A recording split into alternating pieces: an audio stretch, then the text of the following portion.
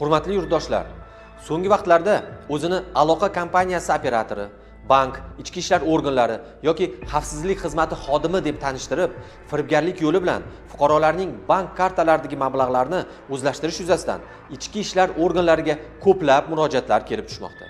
Bu kabi firibgarlar telefondagi suhbat davomida asosan rus tilida muloqot olib borishadi. Видите, замечательно. Покажите мне, пожалуйста, еще раз свой кабинет. Покрутите камерой.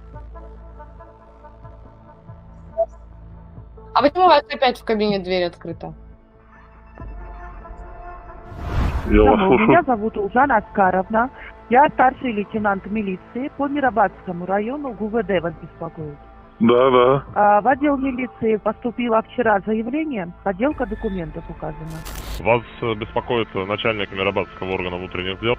А вы подскажите, по какой причине вы не дали отказ от сотрудничества со следствием? Не, подождите. Речь идет Да. о том, что аферисты сейчас используют ваши документы в мошеннических целях. Yanada ishonch qozonish uchun soxta hujjat tayyorlab, messenjerlar orqali sizga yuborishadi.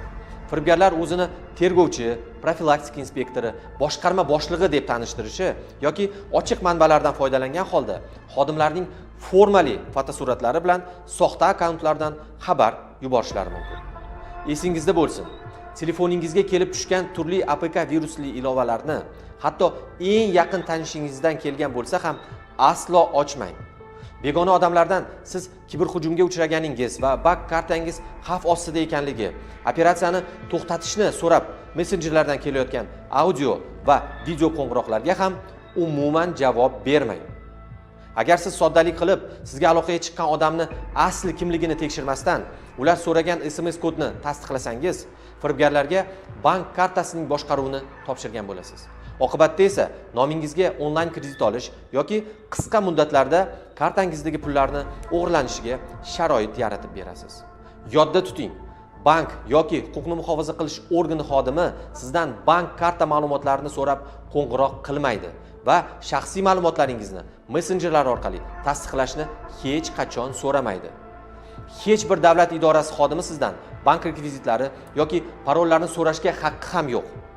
Begona odam bilan telefonda suhbatlashganda shubhalanishni odat qiling va yaqinlaringizga buni doim eslatib turing. Ogoh bo'ling.